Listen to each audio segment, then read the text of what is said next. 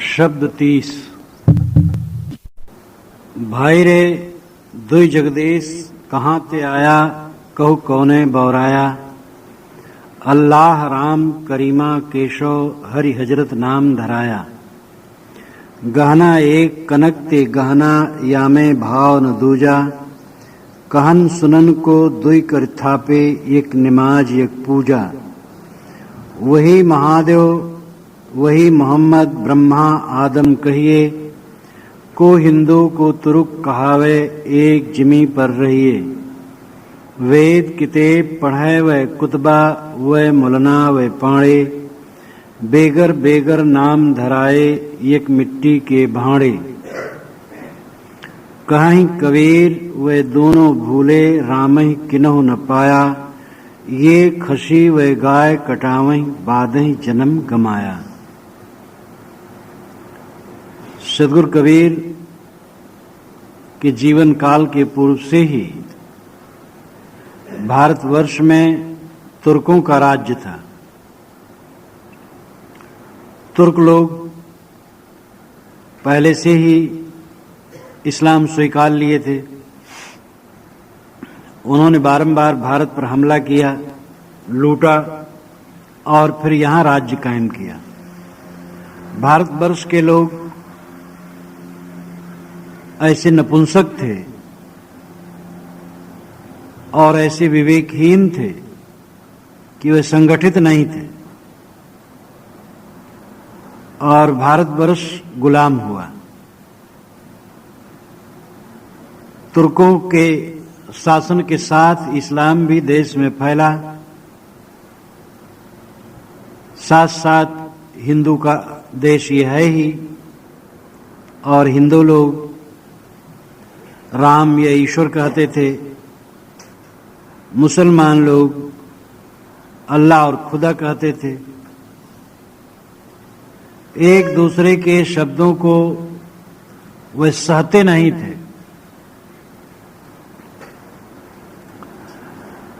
हिंदू अल्लाह और खुदा नहीं सह सकते थे, मुसलमान राम और ईश्वर नहीं सह सकते थे। वह ये विचार नहीं करते थे कि दोनों शब्द, दोनों प्रकार के शब्द एक ही विषय के लिए प्रयुक्त होता है, क्योंकि आपस में ईर्ष्या और द्वेष, लाग और डांट की भावना थी। इस प्रकार आपस में कलह था। मुसलमान हिंदुओं को काफिर कहते थे और हिंदू मुसलमानों को म्लेच्छ कहते थे। एक दूसरे को समझना नहीं चाहते थे। हिंदू कहते थे असली ईश्वर वह है जो वेदों का ईश्वर है, वेद ईश्वर वचन है और ईश्वर अवतार के रूप में आता है, रामकृष्णाद के रूप में। यही मार्ग कल्याण का है। मुसलमान कह रहे थे ईश्वर का वचन कुरान है और मोहम्मद उसका भेजा हुआ है, यही रास्ता कल्याण का है। इस प्रकार आपस में कलह कर रहे थे। वस्तुतः जड़ और चेतन ये दो सत्ताएं हैं। दोनों में उनके अंतर्निहित गुणधर्म हैं और उनसे विश्व सत्ता निरंतर गतिशील है। व्यक्ति ईश्वर की कल्पना मजहबी लोगों की भावना है। ईश्वर एक व्यक्ति है, ये मजहबी लोगों की भावना है। वस्तुतः प्रकृत गति, जड़ और चेतन की अंतर्निहित शक्ति, यही वस्तुतः ईश्वर है। इसी को ईश्वर, कुदरत जो भी कहें, जो किसी एक परंपरा का पक्षधर नहीं है। कोई एक मजहबी किताब नहीं भेजता है, कोई अवतार पैगंबर और पुत्र नहीं भेजता है। ये तो अपने अपने मत को बहुत व्यापक बनाने के लिए ऐसी बातें कही गई हैं कि हमारी किताब ईश्वर की है, हमारा महापुरुष ईश्वर का पैगंबर या अवतार या पुत्र है, हमारा रास्ता मोक्ष का है और दूसरे का बंधन का है। इस प्रकार की भावना मजहबी भावना है। प्रकाश की गति 1 सेकंड में 3 लाख किलोमीटर है। 1 सेकंड में प्रकाश 3 लाख किलोमीटर चलता है। और ऐसे भी तारे हैं जहां से प्रकाश हमारे यहां आने में अरबों वर्ष लग जाएं। लेकिन ऐसे तारे भी संसार के छोर में नहीं हैं। संसार अनंत देश काल व्यापी है। देश और काल हमारे मन में आ नहीं सकता है। देश भी अनंत है, काल भी अनंत है। एक हवाई जहाज पर बैठे और 1 सेकंड में अरबों किलोमीटर चलें और अरबों कल्पों तक चलते रहें तो देश का अंत न होगा। और काल भी इसी प्रकार अनंत है। अनादि और अनंत काल है। अनादि और अनंत देश काल व्यापी विश्व जिस शक्ति से चल रहा हो, उस शक्ति का पक्षधर ये माना जाए कि हमारी मजहब का आदमी है, हमारे मजहब का अवतार और पैगंबर है, कितना भ्रम है। हम किसी लोक में चले जाएं और वहां मनुष्य हो तो धर्म वहां भी होगा, लेकिन क्या वहां वेद पाठ, कुरान पाठ, बाइबल पाठ होगा? क्या वहां कोई राम रहीम जानता होगा? कुछ नहीं जानता होगा। वहां के उनके शब्द होंगे, उनकी मान्यताएं होंगी, लेकिन धर्म का असली स्वरूप होगा शील, करुणा, प्रेम। हम दो इकट्ठे हों तो एक दूसरे के साथ सुंदर व्यवहार करें। इस तथ्य को न समझ करके नाना मजहब वालों ने अपना अपना ईश्वर खड़ा किया है। मेरा ईश्वर बड़ा, मेरा ईश्वर बड़ा, मेरा ईश्वर बड़ा, मेरी किताब बड़ी, मेरी किताब बड़ी, मेरा मजहब बड़ा। संसार में स्त्री, रुपए और जमीन को लेके जितने रक्तपात हुए हैं, उससे कम रक्तपात ईश्वर को लेके नहीं हुआ है।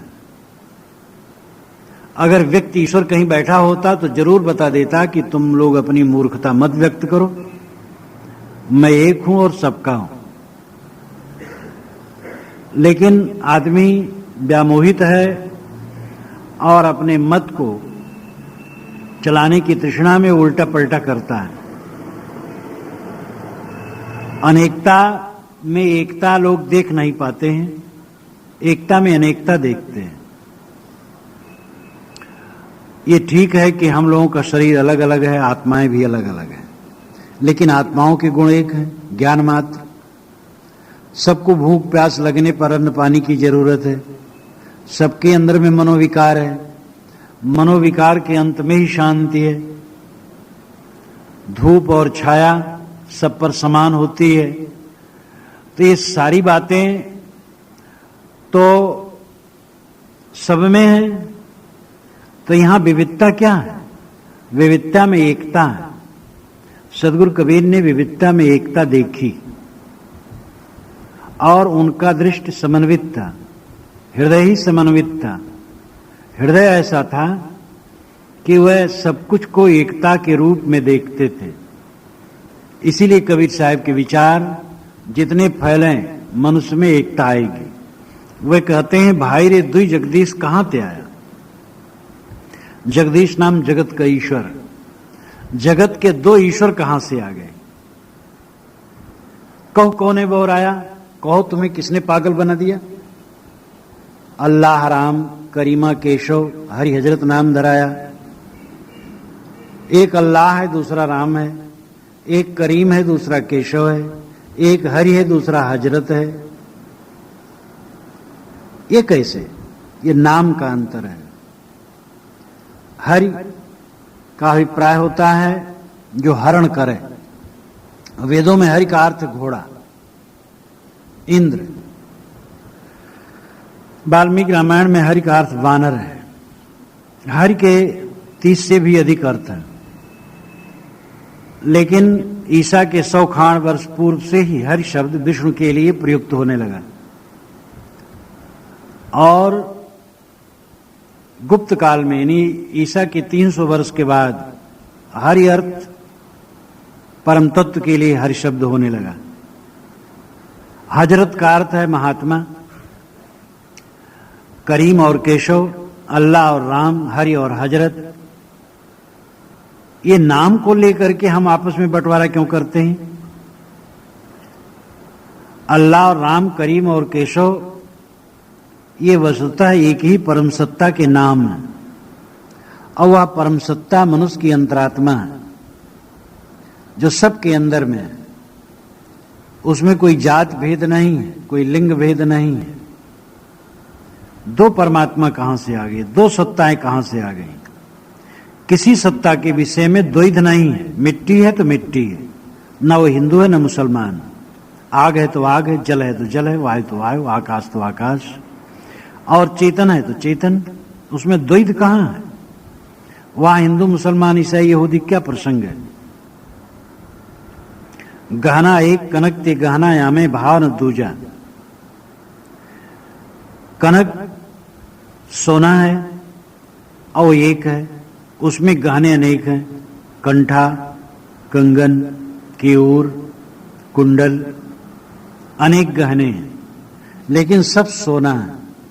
यामे भाव न दूजा, इसमें द्वैत भाव नहीं है, सोनापन सब में। कहा जाता है कि सोने का गणेश और सोने का चूहा जो वाहन है गणेश जी का।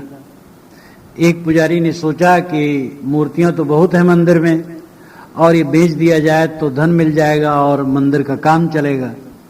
सुनार यहां ले गए, दोनों का वजन बराबर था, दोनों का पैसा सुनार बराबर देने लगा। पुजारी ने कहा, वाह, देवता की कीमत ज्यादा होनी चाहिए और वाहन की कीमत जितने उतने देवता की कीमत। सुनार को हंसी आई। कहा, महाराज आपके ख्याल से इसमें एक वाहन है, एक देवता है, हमारे ख्याल से तो सब सोना है और हम सोने का दाम देंगे। अगर गणेश कहीं हल्के होते तो हम उनका दाम कम देते। वो आपकी भावना है, आप पूजिए, लेकिन हमारे ख्याल से तो केवल सोना है। गहना एक कनक ते गहना, एक कनक है और उसी में नाना गहने हैं। इसी प्रकार कहन सुनन को दुई कर थापे, एक नमाज एक पूजा। कहने सुनने के लिए दो प्रकार की स्थापना हो गई। एक कहता है मैं नमाज पढ़ता हूं, एक कहता मैं पूजा करता हूं। पूजा और नमाज में क्या है? मन को कोमल बनाना, विषयों से मन को हटाकर किसी अदृश्य शक्ति की तरफ उन्मुख करना मन को।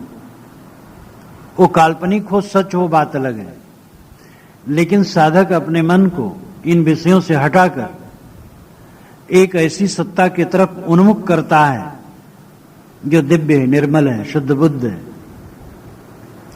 और इससे उसका मन साफ होता है। ये मनोवैज्ञानिक तथ्य है। और चाहे आधार काल्पनिक ही हो, लेकिन उसमें भी फायदा होता है। अगर जेठ की चिलचिली धूप में कोई जोर से कल्पना कर ले कि मुझे ठंडी लग गई, तो सिहरन शरीर में आ सकती है। और कठिन ठंडी में कोई जोर से कल्पना कर ले कि गर्मी लग गई, तो मस्तक पसीज सकता है। एकांत में बैठा हुआ व्यक्ति कामनी की कल्पना कर लिया तो कामाकार हो जाता है, और वहां कामनी नहीं है। इसलिए कल्पित अवधारणा भी मनुष्य के चित्त को शुद्ध करती है।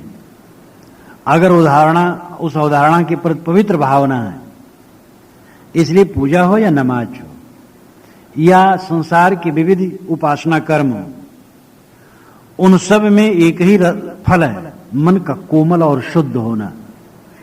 और पूजा के बाद, नमाज के बाद अकड़बाजी है, गंदगी है, तो क्या पूजा है, क्या नमाज है? मुसलमानों की अजान से हिंदुओं की पूजा खराब हो गई और हिंदुओं की शंख ध्वनि से मुसलमानों की नमाज खराब हो गई, तो एक दूसरे को कहां समझे, इस बात पर हमें ध्यान देने की जरूरत है। अकबर कहते हैं, आता है वज्द हम मुझको अदा पर, मस्जिद में नाचता हूं नाकूस की सदा पर। अकबर इलाहाबादी, इसी इलाहाबाद के एक महान कवि हुए हैं अकबर। उन्होंने कहा है कि हर दिन की अदा पर, हर दिन के कायदे पर मुझे वज्द आता है, प्रेम मग्नता आती है। जब मैं मस्जिद में नमाज पढ़ता हूं, उस समय मेरे कान में जब मंदिर की शंख ध्वनि सुनाई देती है, तब मैं नाच उठता हूं प्रेम में। आता है वज्द मुझको हर दिन की अदा पर, मस्जिद में नाचता हूं नाकूस की सदा पर। तो साहब कहते हैं, एक नमाज है, एक पूजा है, नाम दो हैं। ईसाई प्रार्थना कहते हैं, लेकिन सबका अर्थ है मन का कोमल होना, विनयी होना। वही महादेव वही मोहम्मद ब्रह्मा आदम कहिए, को हिंदू कुतरू कहावे एक जमी पर रहिए। वही महादेव है वही मोहम्मद है। ये व्यक्तित्व के रूप में सच नहीं है। महादेव अलग है, मोहम्मद अलग है। अगर महादेव कोई महापुरुष हुए हैं तो मोहम्मद के हजारों वर्ष पूर्व हुए हैं, और मोहम्मद को हुए तो अभी 1400 वर्ष हुए। यहां व्यक्तित्व की एकता प्राय नहीं है। साहब कहते हैं, अगर महादेव में तुम श्रद्धा रखते हो तो मोहम्मद में भी रखो तो कोई नुकसान नहीं, अच्छा है। और मोहम्मद में श्रद्धा रखते हो तो महादेव में भी रखो। ये महादेव मोहम्मद तो उन्होंने नाम लिया, अर्थ है तुम अपने इष्ट में श्रद्धा रखो, और इसी प्रकार अगर दूसरे के इष्ट में भी श्रद्धा रखो तो कितनी एकता होगी और कितना अच्छा होगा। तुम ये चाहते हो कि तुम्हारे इष्ट को लोग माने, तो दूसरे भी चाहते हैं यही। इसलिए महादेव और मोहम्मद दोनों में श्रद्धा रखो। ब्रह्मा आदम कहिए। साहब कहते, ब्रह्मा को तो आदम ही कहना चाहिए और आदम को ब्रह्मा ही कहना चाहिए। सामी परंपरा वाले मनुष्य का प्रथम रूप आदम मानते हैं, और ब्राह्मण परंपरा वाले ब्रह्मा मानते हैं। ब्राह्मण परंपरा यानी वेदों का जहां से प्रचलन हुआ। सामी परंपरा नूह नाम के महान पुरुष के 3 पुत्र शाम, हेम, एपेत, और शाम के वंशज असीरियन, बेबलियन, ये सभी हैं अरब के लोग, जिसमें यहूदी, ईसाई, मुसलमान सब आते हैं। ये सब सामी परंपरा के लोग हैं। सामी परंपरा वाले मानते हैं कि मनुष्य का आरंभ आदम से। ब्राह्मण परंपरा वाले मानते हैं मनुष्य का आरंभ ब्रह्मा से। तो शब्द दो हुआ, ब्रह्मा और आदम एक प्रतीकात्मक शब्द है, दोनों का अर्थ एक है, जिससे मनुष्य आरंभ हुआ। ये उनकी कल्पना है। मनुष्य तो आरंभ क्या हुआ, मनुष्य सदा से। पहले मुर्गी है कि अंडा? बिना मुर्गी का अंडा नहीं, बिना अंडा मुर्गी नहीं। आदमी सदा से, सब कुछ सदा से। को हिंदू को तुर्क कहावे एक जमीन पर रही, एक जमीन पर रहते। यहां कौन हिंदू मुसलमान है? एक शिष्य मिल जाए, नवजात शिष्य सड़क पर, तो उसको क्या कहोगे? न वो खतना कराए, न चोटी रखाए, न जनेऊ पहने, न अरबी पढ़े, न संस्कृत, न हिंदी, न हिब्रू, उसको क्या कहोगे? ईमानदार इंसान केवल इंसान है। ये आदमी तमाम नक्काश करके और नकलबाजी करके कुछ को कुछ बनता है। साहब कहते हिंदू मुसलमान, हिंदू तुर्क झूठ कुल दोई। हिंदू तुर्क दोनों कुल झूठ, मनुष्य सच्चा। मनुष्य प्रेम करो। एक जमीन पर रहिए, एक जमीन पर हम रहते हैं। यहां कौन हिंदू मुसलमान है, कौन ब्राह्मण शूद्र है, कौन ऊंचा नीचा है? वेद किताब पढ़े वे कुतबा वे मुलना वे पाड़े। ब्राह्मण वेद पढ़ते हैं और मुसलमान किताब पढ़ते हैं। कुतबा का मतलब होता है किताब का बहुवचन, और कुतबा को खुतबा मान लिया जाए तो प्रार्थना। कुतबा का मतलब बहुत किताबें। वेद और वैदिक साहित्य पंडित लोग पढ़ते हैं। कुरान और कुरान संबंधी किताबें मुल्ला लोग पढ़ते हैं। साहब कहते वे मुलना वे पाणी, वे मुलना कहलाते वे पाणी कहलाते हैं।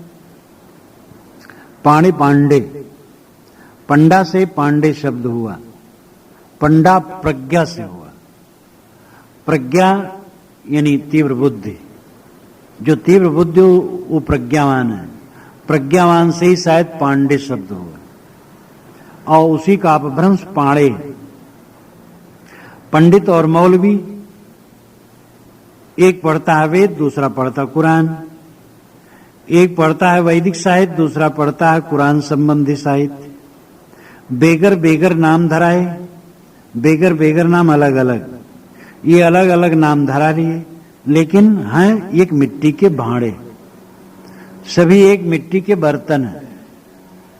जैसे एक ही प्रकार की मिट्टी से अनेक बर्तन बनते हैं, तैसे ये सब हिंदू मुसलमान नामधारी सब एक ही मिट्टी से बने हैं। सबके अंदर में एक ही प्रकार के तत्व हैं। कहीं कबीर वे दोनों भूले राम किन्हों न पाया। साहब कहते हैं लेकिन वे दोनों भूल गए। साहब समन्वय करके छोड़ नहीं देते हैं, दोनों की अच्छाई कहते लेकिन दोनों गलतियां भी बताते हैं। डरना वो नहीं जानते थे। उस जमाने में जब तुर्कों का राज था तब कहते हुए दोनों भूले हैं। और हिंदू को भूला कह दे, मुसलमान को भूला कहना, जिनके हाथ में तलवार थी और शासन, तो वो भी कहते हैं। लखनऊ के एक बोधक नामक पंडित ने कहा था कि हिंदू इस्लाम दोनों मत ठीक है, किसी से भी कल्याण है, सबसे कल्याण है। इसी पर उसको फांसी की सजा मिली थी कि इस्लाम जो राह खुदा है उसके समान हिंदुओं का रास्ता कैसे है जो काफिरों का है। हिंदुओं के रास्ते से क्या, मुसलमानों से हट करके कोई भी रास्ते से जीव का कल्याण नहीं, सब नरक में जाएंगे। केवल इस्लाम जो स्वीकार करेगा वही स्वर्ग में जाएगा। ऐसा स्टेटमेंट दे करके और उस ब्राह्मण को फांसी के तख्ते पर लटकाया गया था। और वही जमाना था कबीर साहब का, जब कबीर साहब ललकार रहे थे मुल्लाओं को, खूब डांट रहे थे और उल्टा पलटा कह रहे थे, लेकिन कबीर का बाल बांका नहीं हुआ। खंडन करने में कबीर साहब दुनिया में अद्वितीय है, भारत में नहीं दुनिया में। दुनिया में उनका जोड़ा कोई नहीं है जो इतना खरा कहा। लेकिन ऐसा अद्भुत व्यक्तित्व कि उनके शरीर छूटने पर हिंदू मुसलमान दोनों अंत्येष्ट संस्कार करना चाहते थे, जो दोनों को फटकारे थे जीवन भर। दुनिया में दूसरा उदाहरण नहीं है कि दो विरोधी मत किसी के शव का अंत्येष्ट करना चाहें और दोनों को जिसने उल्टा पलटा कहा हो। तो कारण यह था कि कबीर साहब ने जो कहा, डांट के कहा, खर कहा, लेकिन सत्य कहा। और वे कहीं एक जगह से चिपके नहीं थे, वो निर्मल थे, इसलिए सबकी बुराई कहते थे। कबीर साहब कहते हुए दोनों भूले, सीधी बात, मुसलमान भी भूले हैं और हिंदू भी भूले हैं। राम किन्हों न पाया, ये कोई राम रहीम को नहीं पाए, क्योंकि ये खसी वह गाय कटावे। ये जो हिंदू हैं ये खसी कटाते हैं और वह गाय कटाते हैं मुसलमान। देवताओं को खुश करने के लिए बकरे कटाना और ईश्वर को खुश करने के लिए गाय कटाना, ये कहां की समझदारी है। जो देवता होगा, ईश्वर होगा, वो करुणाशील होगा, रहम वाला होगा। किसी प्राणी की हत्या करके तब वो खुश हो, ये बात तो समझ में नहीं आती। बाद ही जन्म गंवाया, साहब कहते बाद में ही, विवाद में, व्यर्थ में ये लोग अपना जन्म खोते हैं और इतनी सी अकल नहीं रख पाते हैं कि देवता और ईश्वर प्राणी की हत्या करने से खुश होने वाला नहीं। और वो देवता कैसा, वो ईश्वर कैसा जो प्राणियों की हत्या से खुश हो। इसलिए ये बात ठीक नहीं है। हत्या और बेरहमी छोड़ो, मानव मात्र, प्राणी मात्र के प्रति संबुद्धि रखो और राम रहीम, अल्लाह करीम केशव के शब्दों को लेकर के मत लड़ो। सच्चाई सब में एक है, आवश्यकताएं सबको एक है। कोई मत आकाश से नहीं आया है, कोई आकाश से अवतार पैगंबर नहीं आया है। जितने महापुरुष हैं सब मानव हैं, जितने मजहब हैं संप्रदाय हैं सब मानव के चलाए हैं, जितनी किताबें हैं सब मानव की रचनाएं हैं। इसलिए सभी महापुरुष को आदर दो, सभी संप्रदायों को आदर दो, सभी किताबों को आदर दो, पढ़ो और सार लो, असार छोड़ो। साधु ऐसा चाहिए जैसा शुभ सुभाए, सार सार को गहरे थोथा दे उड़ाए। स्वामी शंकराचार्य ने बृहदारण्यक भाष्य में एक जगह लिखा है कि श्रुति स्मृतियों के सैकड़ों विरोधी वचन परस्पर एक दूसरे के विरोधी हैं, और इसके विशेषज्ञ जो महापुरुष हैं उनके आचारों में भिन्नता है और उनके मतों में भी भिन्नता है। इसलिए सामान्य लोगों को इसे समझना असंभव है। जो बुद्धिमान है, जिनके पास युक्ति और तर्क है, वही इसका विभाग कर सकते, निर्णय कर सकते हैं। इसलिए मैं भी अपनी बुद्धि और सामर्थ्य के अनुसार इसमें निर्णय करूंगा। ये उन्होंने बहुत बढ़िया बात कही। वेद के ऋषि बहुत पहले कह गए हैं, सक्त में उतना परंतो यत्र धीरा मनसा वाचम कृत अत्रा सखाया सख्यान जानते भद्र ईशाम लक्ष्मीर निहितादिवाच। जैसे चलनी से सत्तू छाना जाता है और चोकर अलग करके सत्तू ग्रहण किया जाता है, तैसे विवेकवान मन से वाणी को छानते हैं। वहीं कल्याणकारी लक्ष्मी निवास करती है, वहीं मित्र मित्रता के भेद को जानते हैं। कबीर साहब का आदेश आपकी जन भाषा में है, साधु ऐसा चाहिए जैसा शुभ सुभाए, सार सार को गहरे थोथा दे उड़ाए। इसलिए हम अपनी परंपरा की सभी पुस्तकों को आदर दें। अपनी परंपरा का मतलब मानवीय परंपरा, केवल हिंदू नहीं, केवल मुसलमान नहीं, केवल ईसाई नहीं। हमारी मानवीय परंपरा की जितनी पुस्तकें हैं सब आदरणीय हैं और सब पर विचार करना चाहिए और सब जगह सार लेना चाहिए और कहीं भी असार हो उसको छोड़ देना चाहिए। कितनी बातें देश काल सापेक्ष है, उनको छोड़ना पड़ेगा। कितनी बातें निर्णय नहीं है, छोड़ना पड़ेगा। इसलिए कबीर साहब के इस 30वें शब्द का अभिप्राय है कि दुनिया के सभी महापुरुषों को आदर दो और दुनिया में महापुरुषों और संप्रदायों द्वारा जो परम तत्व के लिए शब्द निर्धारित है, उन सभी शब्दों का अर्थ एक है, उसमें लड़ो मत। उपासना पूजा जैसे करो, उसका अर्थ होना चाहिए कोमलता। और ये प्राणी समूह भी मानव ईश्वर है, इसके प्रति श्रद्धा रखो, दया करो और अपने आत्मा को पहचानो।